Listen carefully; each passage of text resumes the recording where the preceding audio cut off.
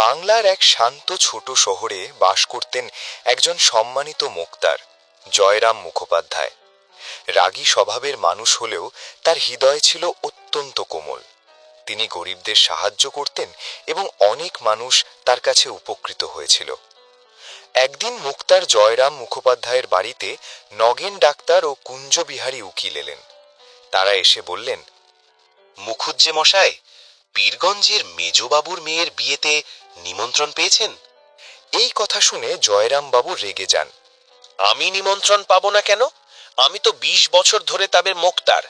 আমাকে বাদ দিয়ে তারা তোমাদের নিমন্ত্রণ করবে, এটা কি কখনো সম্ভব? উকিলবাবু তাড়াতাড়ি বললেন, না না, আসলে আমরা সে কথা বলিনি। আসলে আমরা জানতে চাইছিলাম যে আপনি সেদিন পীরগঞ্জে যাবেন কি? জয়রাম মুখোপাধ্যায় একটু নরম হয়ে বললেন, সত্যি কথা বলতে কি, পীরগঞ্জে গিয়ে নিমন্ত্রণ রক্ষা করা আমার পক্ষে একটু কঠিন ব্যাপার। আসলে সমমঙ্গল দুটো দিন কাছারি কামাই হয়, কিন্তু না গেলেও তারাও খুব কষ্ট পান। আচ্ছা, তোমরা যাচ্ছ তো? যাওয়ার ইচ্ছা থাকলেও যাওয়া সহজ নয়, কারণ সেখানে ঘোড়ার গাড়িতে যাওয়ার ভালো রাস্তা নেই। গরুর গাড়িতে গেলে যেতে আসতে 4 দিন সময় লেগে যাবে, আর পালকি জোগাড় করাও কঠিন।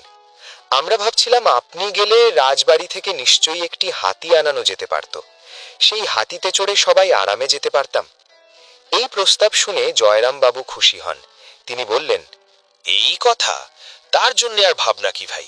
মহারাজ নরেশচন্দ্র তো আমার আজকের মোক্তেল নন, ওর বাপের আমল থেকে আমি ওদের মোক্তার।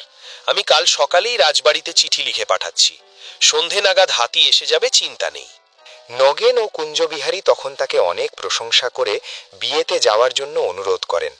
শেষ পর্যন্ত জয়রামবাবু যাওয়ার কথা দেন এবং বিয়ে বাড়িতে গিয়ে কি করবেন তা নিয়ে সবাই আনন্দের সঙ্গে কথা বলতে থাকেন। রবিবার সকালে জয়রামবাবু একজন ভৃত্যকে দিয়ে মহারাজের কাছে হাতি চেয়ে চিঠি পাঠান। হাতি আসবে ভেবে তার বাড়িতে হাতিকে রাখার ও খাওয়ানোর প্রস্তুতিও শুরু হয়। বিকেলে আগের মতোই তার বৈঠকখানায় পাড়ার যুবকেরা তাস ও পাশা খেলতে জড়ো হয়। সেখানে নগেন ডাক্তার ও কুঞ্জবিহারী উকিলও উপস্থিত ছিলেন। এ সময় ভৃত্য ফিরে এসে জানায়, মহারাজ হাতি দিতে রাজি হননি। তিনি বললেন বিয়ে বাড়িতে গরুর গাড়িতে করে যেতে। এই খবর শুনে জয়রামবাবু খুবই রেগে গেলেন, কারণ তিনি কষ্ট করে নিজের পরিশ্রমে শহরে প্রতিষ্ঠা পেয়েছিলেন এবং তার স্বভাব ছিল একটু রাগী। তাই অন্যরা গরুর গাড়িতে যাওয়ার কথা বললেও তিনি স্পষ্ট জানিয়ে দেন যে হাতিতে চড়তে না পারলে তিনি বিয়েবাড়িতে যাবেন না। মুক্তার জয়রাম মুখোপাধ্যায় বীরপুরের উমাচরণ লাহিড়ীর কাছ থেকে 2000 টাকা দিয়ে একটি মাদি হাতি কিনে নিলেন। হাতিটিকে ঘরে আনার সময় যথাযথ আচার পালন করে তাকে বরণ করা হয় এবং তার নাম রাখা হয় আদরিনী। পরে জয়রামবাবু সেই হাতিতে চড়ে পীরগঞ্জে বিয়ের নিমন্ত্রণ রক্ষা করতে যান। ফেরার পথে তিনি মহারাজ নরেশচন্দ্রের সঙ্গে দেখা করতে যান। তার উদ্দেশ্য ছিল যে তিনি নিজে হাতি কিনেছেন তা জানানো এবং মহারাজের হাতি না দেওয়ার কারণে যে কষ্ট পেয়েছিলেন তা কিছুটা দূর করা। এতে জয়রামবাবু মনে তৃপ্তি অনুভব করেন। এইভাবে দেখতে দেখতে 5টা বছর কেটে গেল। এখন আদালতে ইংরেজি জানা শিক্ষিত মুক্তারের সংখ্যা বাড়তে থাকে, ফলে জয়রাম মুখোপাধ্যায়ের কাজ কমে যায়।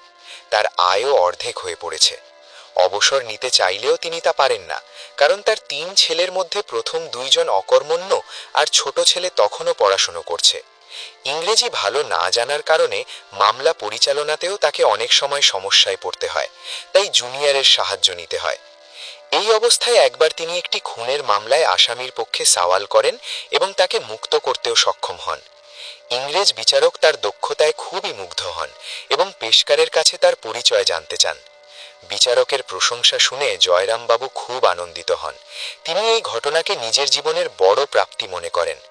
বিচারককে সেলাম জানিয়ে স্থায়ীভাবে এজলাস থেকে বিদায় নেন। ধীরে ধীরে জয়রামবাবু আর্থিক কষ্টে পড়তে থাকেন। খরচ কমাতে না পারায় সঞ্চয়ের টাকা ব্যবহার করতে হয়। অনেকেই তাকে হাতি বিক্রি করার পরামর্শ দেন, কিন্তু তিনি সেটা সহজে মানতে পারেন না। পরে তিনি হাতিটিকে ভাড়া দেওয়ার কথা ভাবেন এবং বিজ্ঞাপনও দেন, তবে তাতে বিশেষ আয় হয় না। এদিকে সংসারের চিন্তা বাড়তে থাকে।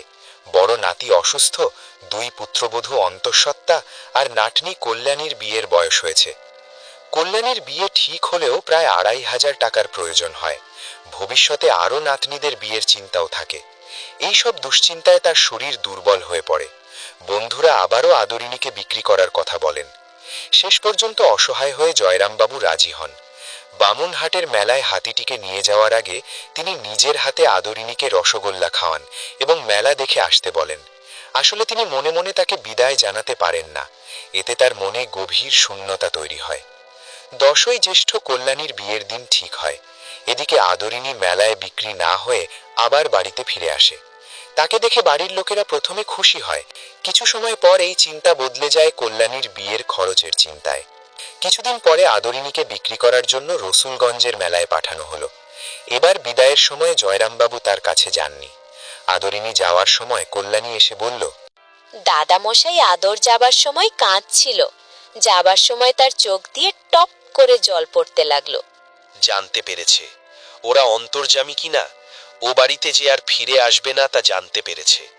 যাবার সময় আমি তোর সঙ্গে দেখাও করলাম না, সে কি তোকে অনাদর করে?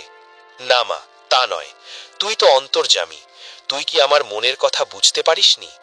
খুকির বিয়েটা হয়ে যাক, তারপর তুই যার ঘরে যাবি তাদের বাড়ি গিয়ে আমি তোকে দেখে আসব। তোর জন্য সন্দেশ নিয়ে যাব, রসগোল্লা নিয়ে যাব। যতদিন বেঁচে থাকবো তোকে কি ভুলতে পারবো?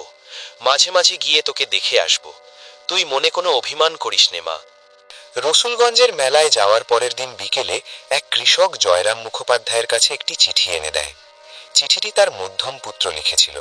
সেখানে জানানো হয় বাড়ি থেকে প্রায় 7 ক্রোশ দূরে গিয়ে আদরিনী খুব অসুস্থ হয়ে পড়েছে। মাহুত অনেক চেষ্টা করলেও তার অবস্থা ভালো হয়নি এবং সে প্রায় মৃত্যুর মুখে পৌঁছে গেছে। তাই আদরিনীর দেহ সমাধিস্থ করার জন্য জমির ব্যবস্থা করতে জয়রামবাবুকে দ্রুত সেখানে আসতে বলা হয়। চিঠি পেয়ে জয়রামবাবু খুবই উদ্বিগ্ন হয়ে তাড়াতাড়ি সেখানে পৌঁছান। কিন্তু ততক্ষণে আদরিনীর মৃত্যু হয়ে গেছে। তখন তিনি তার কাছে গিয়ে খুব কাঁদতে থাকেন। অভিমান করে চলে গেলি মা? তোকে বিক্রি করতে পাঠিয়েছিলাম বলে তুই অভিমান করে চলে গেলি। সব আমার দোষ, আমার জন্যই এটা হলো। এর প্রায় 2 মাস পরে জয়রাম মুখোপাধ্যায়ও মৃত্যুবরণ করেন। ভালোবাসা শুধু মানুষের মধ্যেই নয়, প্রাণীর মধ্যেও থাকে। আর কখনো কখনো একটি প্রাণী হয়ে ওঠে মানুষের সবচেয়ে কাছের সঙ্গী।